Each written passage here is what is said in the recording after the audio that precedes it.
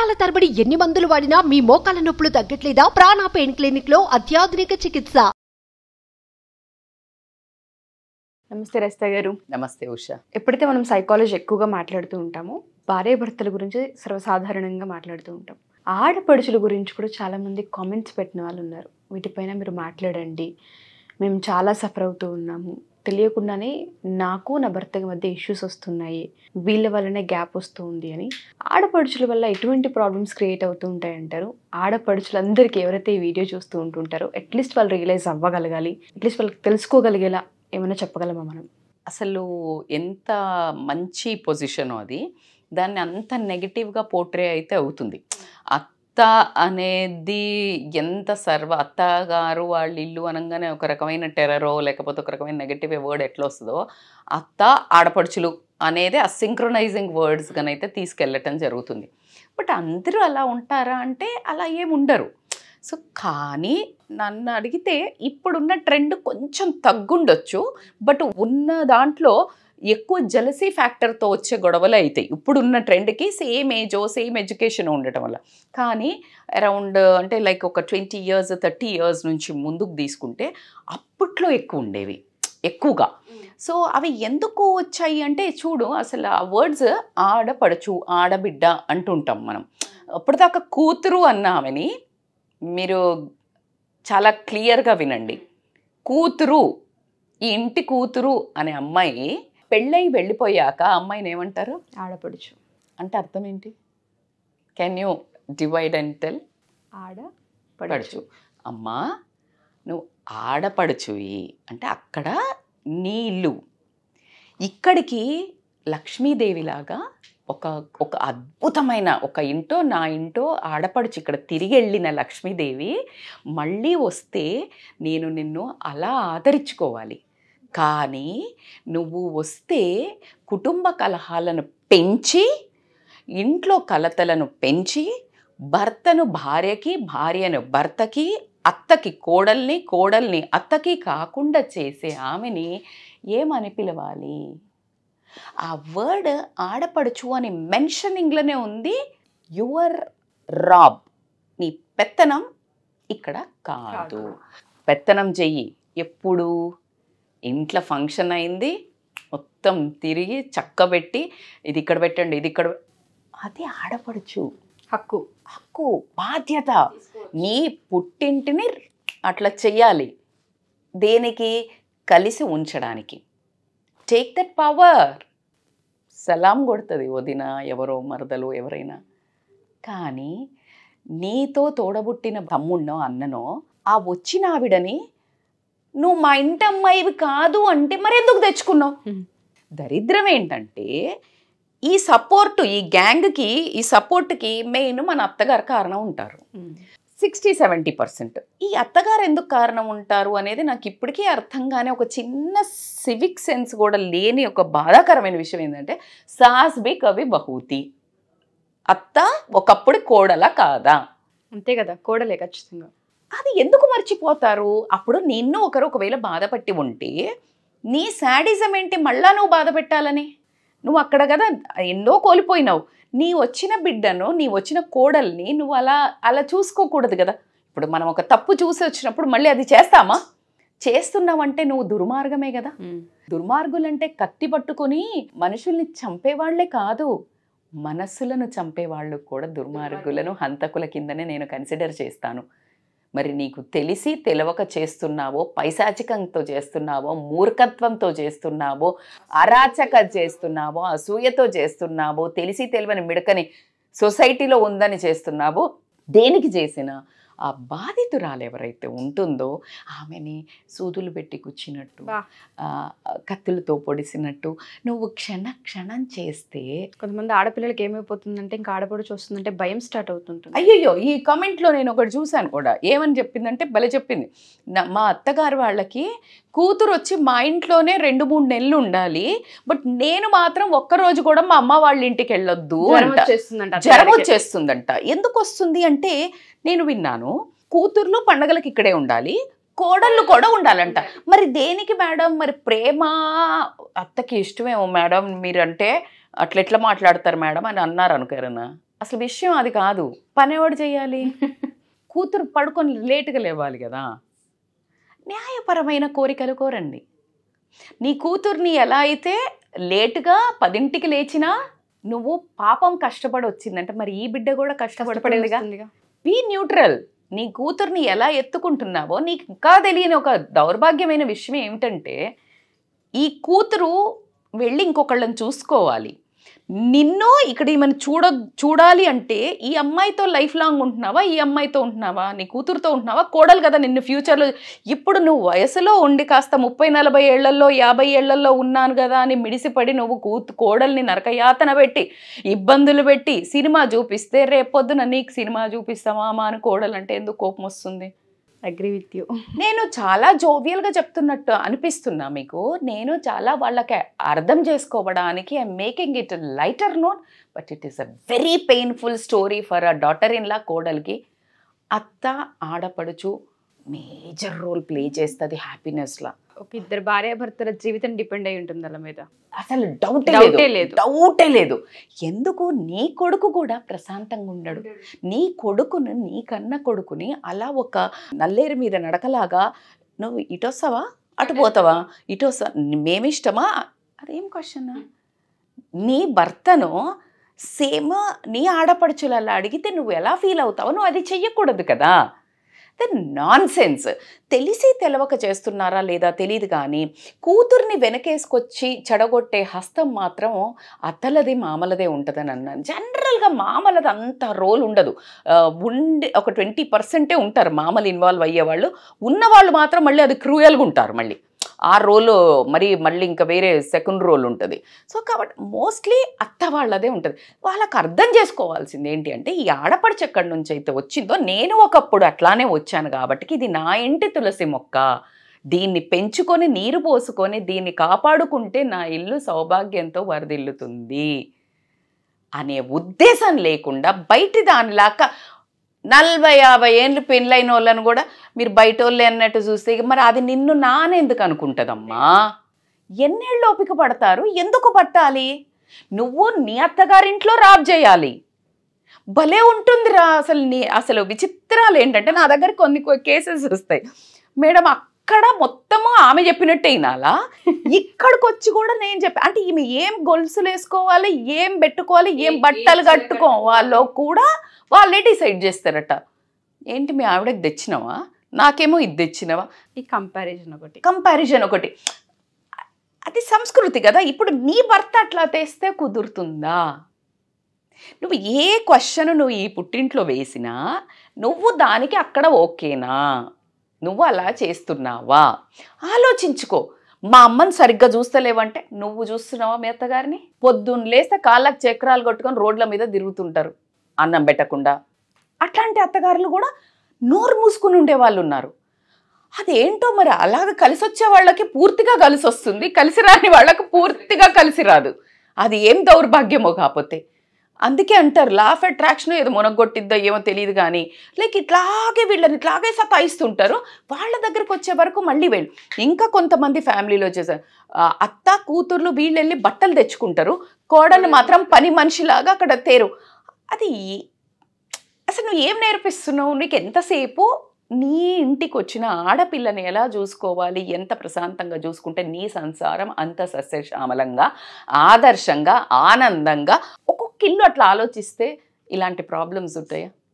కొడుకు కూడా ఒక వార్నింగ్, రే అమ్మాయిని తీసుకొని బయటికి వెళ్ళు అలా చెప్పే అత్తగారు ఎంతమంది ఉన్నారు? 4 సార్లు 3 సార్లు వెళ్ళిందంటే ఏంది ఊరికే తిరుగుతూనే ఉంటారు. అమ్మ నీ కొడుకు వీళ్ళు మధ్యలో పోపు.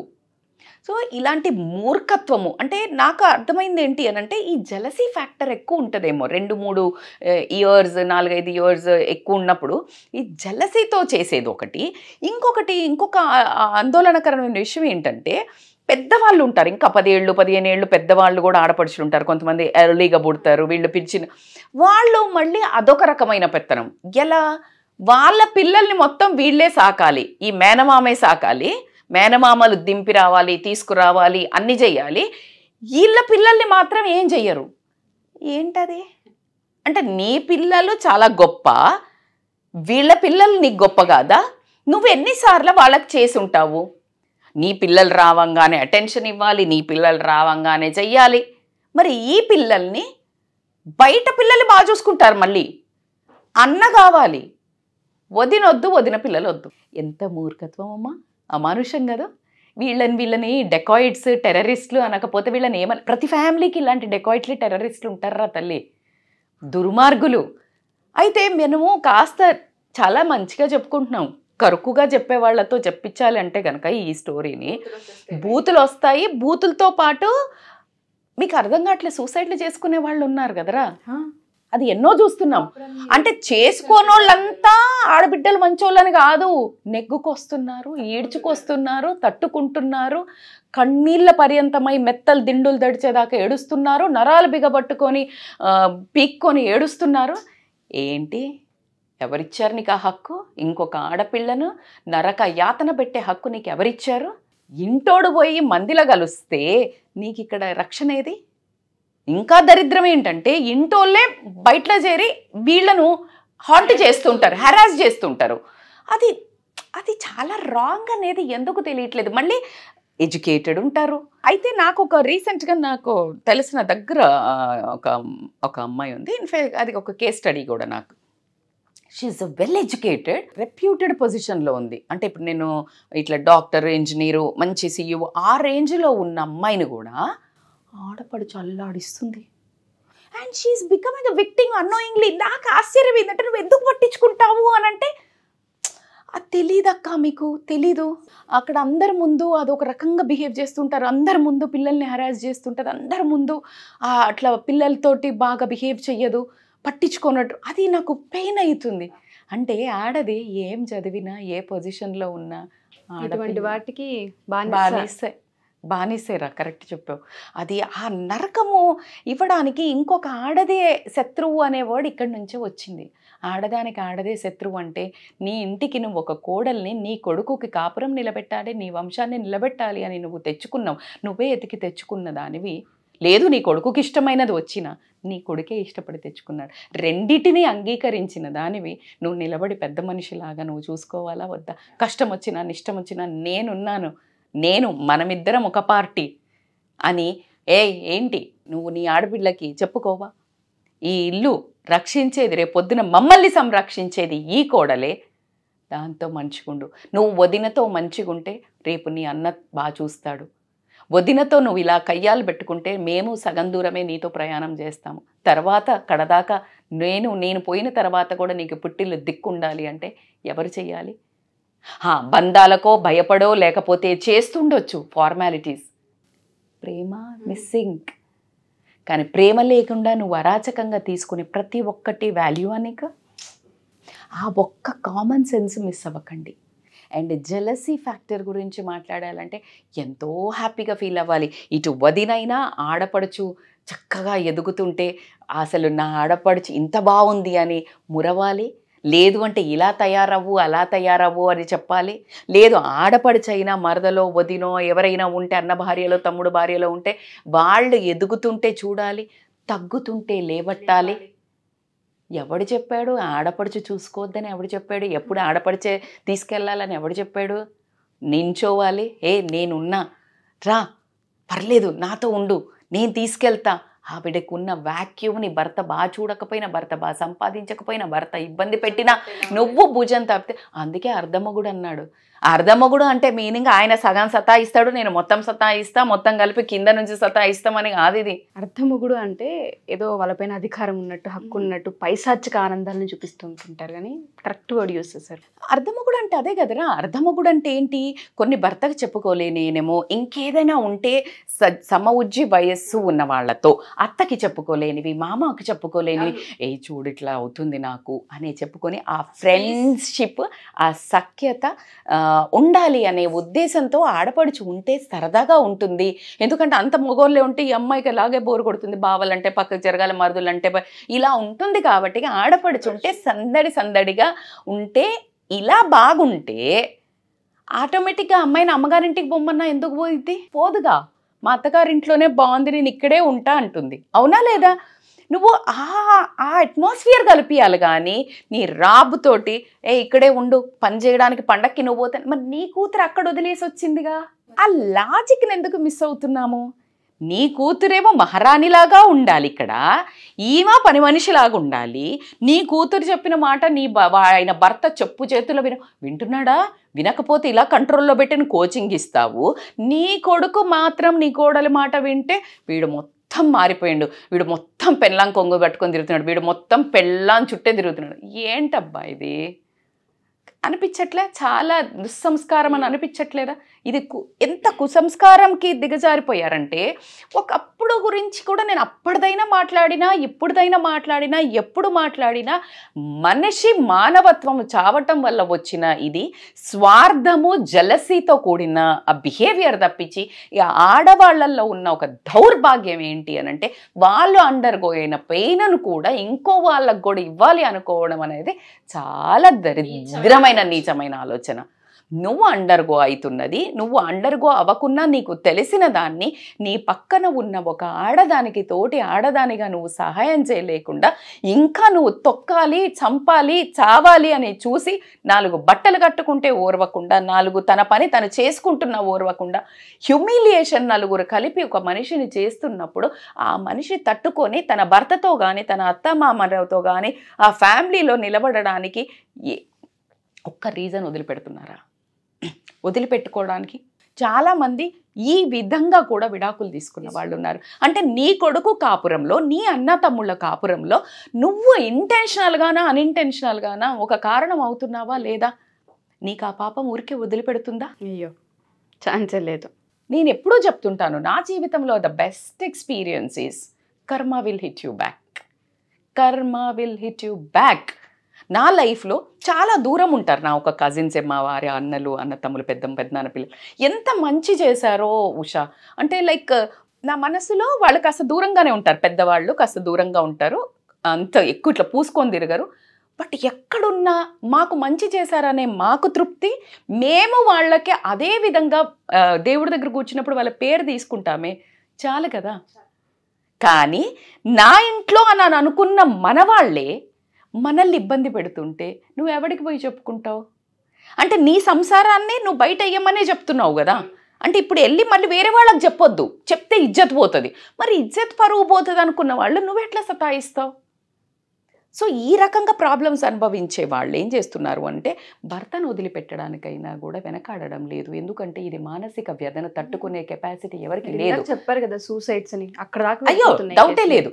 అయితే ఇంకొకటి, చాలా మంది డివోర్స్ తీసుకునేటప్పుడు నాకు అవసరం లేదు, నేను బతకగలుగుతా, ఎందుకు అనంగానే ఇక ఈ అమ్మలక్కలు ఇంట్లో ఉంటారు కదా, ఏమంటారు, బర్తగించిండ్రు, పైసలు వస్తున్నాయి కదా, 4 పైసలు 4 లక్షలు చూస్తుండ్రు కదా, బలుపెక్కి పొగరెక్కి విడాకులు అడుగుతున్నారు అన్నారు.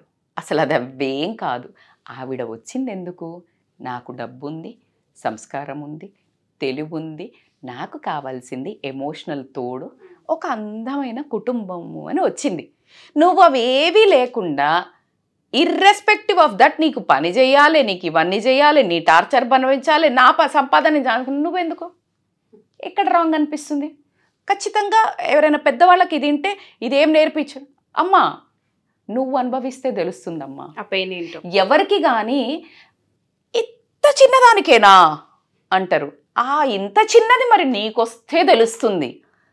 చాలామంది తలనొప్పితో భరించలేక గుడ్డ కట్టుకున్నట్లుంటే పోతుందిలే, అది నీకొస్తే ఎవరి కడుపు నొప్పికి మాత్రం వాళ్ళే వేసుకోవాలి.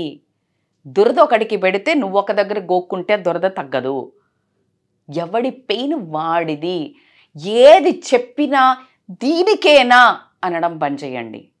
దీనికే అసలు ఆ మనిషి చెప్తుంది నీకు అంటేనే అర్థం నువ్వు ఏమైనా హెల్ప్ చేస్తావేమో అని చెప్తున్నారు. నువ్వు దీనికేనా అని ఇంకా కుంగదీయడానికి చెప్పట్లా. దీనికేనా నువ్వు ఆ పొజిషన్లో ఉండి చూడు, మరి నీకు అంత భరించే శక్తి ఉందో చూద్దాం. నీకు అలాంటి ప్రాబ్లం ఉందా? ఇద్దరు కలుపుకొని తోడు తీసుకొని ఇద్దరు ఫైట్ చేయండి. అలాంటి సంస్కారం ఉన్న మహిళలు ముందుకు వచ్చి కాస్త అయినా జ్ఞానోదయం అయ్యి, ఒక స్త్రీ అంటేనే ఒక గివింగ్, ఒక స్త్రీ అంటేనే ప్రేమ, ఒక స్త్రీ అంటేనే మమత, ఒక స్త్రీ అంటేనే కేరింగ్, ఒక స్త్రీ అంటేనే షేరింగ్ అనే ఒక ఎగ్జాంపుల్ ఎలా అయితే నానుడి ఉందో, అమ్మ ఆడది అంటేనే ఆ విలువలన్నీ, ఆ పడంగానే వచ్చే అది ఆ ఫీల్, ఆ మమత అనేది మీ పిల్లలకు, మీ అమ్మ నాన్నకు, మీకే కాకుండా మీ తోటి మహిళ ఎవరైతే వదిన అనుకోండి, అదే పక్కన ఫ్రెండ్ అనుకోండి, వాళ్ళ మీద కూడా జనరేట్ చేయండి. You are meant for that. Sensitivity, ప్రేమ, ఫీలింగ్స్.